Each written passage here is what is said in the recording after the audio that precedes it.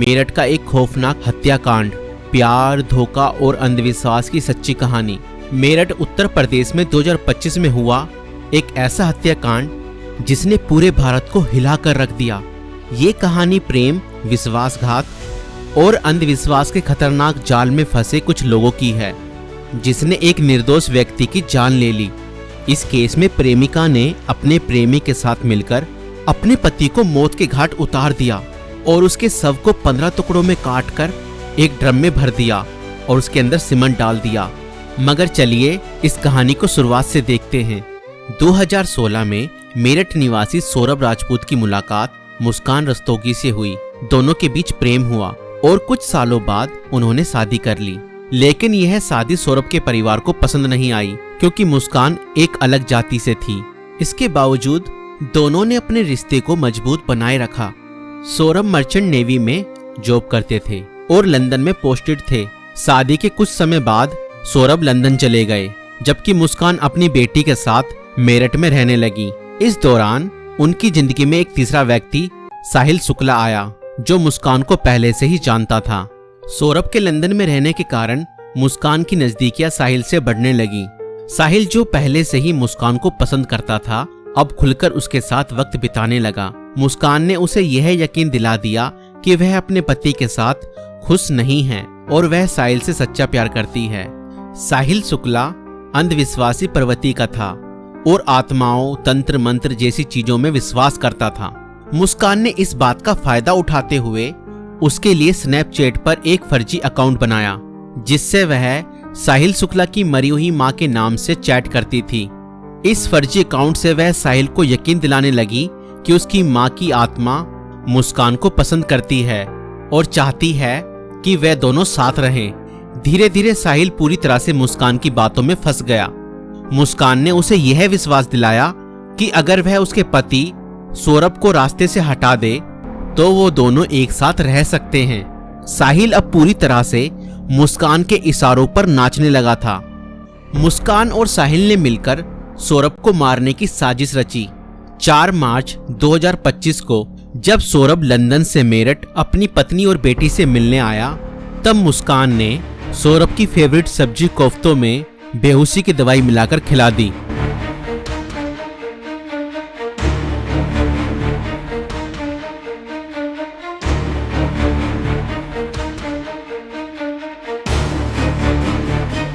और जब सौरभ बेहोशी की हालत में बिस्तर पर पड़ा था, तब मुस्कान ने अपने दोस्त साहिल को बुला लिया और रसोई में जाकर वो बड़ा और धारदार चाकू ले आई, जो मुस्कान और साहिल ने पहले से ही प्लानिंग करके खरीदे हुए थे।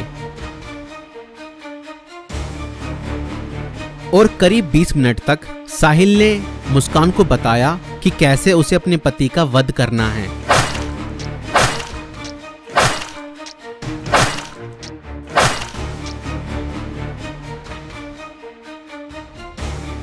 और फिर उसके बाद मुस्कान और साहिल ने सोते हुए सौरभ पर हमला किया और उसके हृदय पर 3 बार वार किए।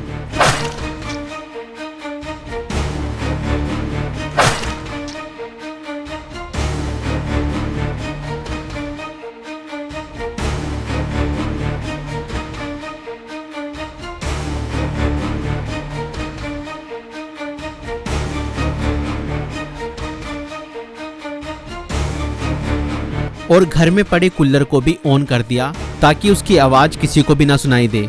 जब उन्होंने सौरभ को खत्म कर दिया, उसके बाद वह उसकी बॉडी को बाथरूम में ले गए।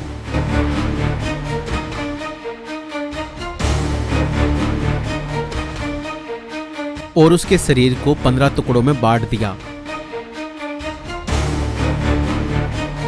सौरभ को खत्म करने के बाद उन्हें इस बात की चिंता हुई कि अगर सब बरामद हो गया तो पुलिस उन तक जरूर पहुंच जाएगी।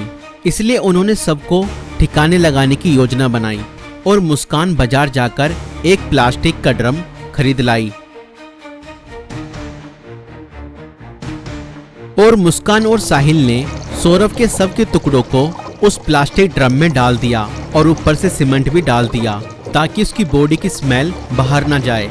और उसके बाद उन्होंने उस ड्रम को घर के एक कोने में रख दिया। इसके बाद मुस्कान और साहिल ने सौरभ के मोबाइल फोन से उसके सोशल मीडिया अकाउंट को एक्टिव रखा। उन्होंने सौरभ के अकाउंट से हिमाचल प्रदेश की शिमला की तस्वीरें और स्टोरीज पोस्ट की ताकि लोगों को लगे कि वह घूमने गया है। उन्होंने उसकी फैमिली और दोस्तों को यह यकीन दिलाने की कोशिश की कि सौरभ जिंदा है और बाहर यात्रा कर रहा है।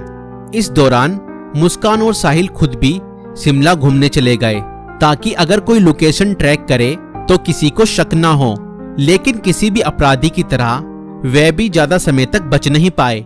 सौरभ के परिवार ने जब उससे संपर्क करने की कोशिश की और कोई जवाब नहीं मिला तो उन्हें शक हुआ। परिवार ने मेरठ पुलिस में गुमशुदा की रिपोर्ट दर्ज कराई।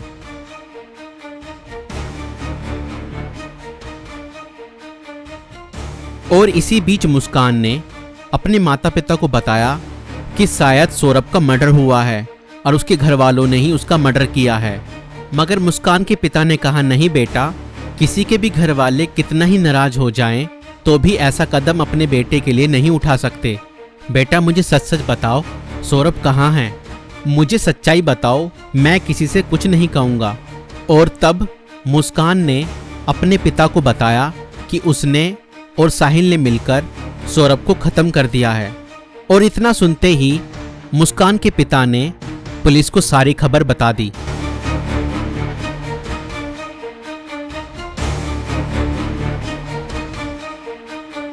और पुलिस ने तुरंत मुस्कान और साहिल को गिरफ्तार किया और उस प्लास्टिक ड्रम को भी बरामद किया जिसमें सौरभ के शव के टुकड़े थे।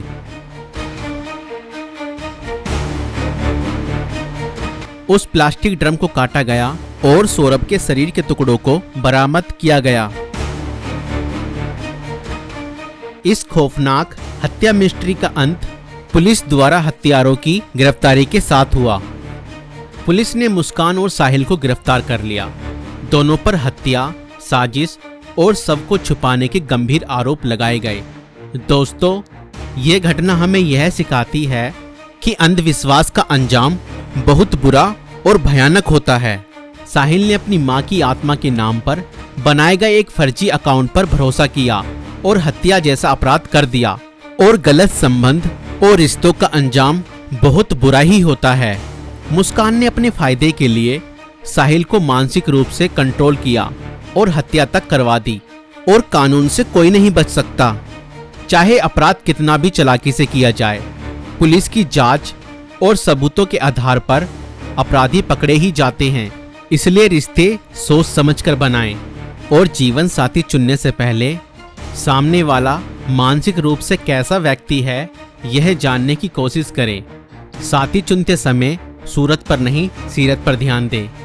इस वीडियो को बनाने का उद्देश्य संसार में बढ़ रही बुराइयों से अवगत कराना है। दोस्तों, आपकी इस वीडियो को लेकर क्या राय है हमें कमेंट्स में जरूर बताएं। और ऐसी और वीडियो देखने के लिए हमारे YouTube चैनल को सब्सक्राइब जरूर करें।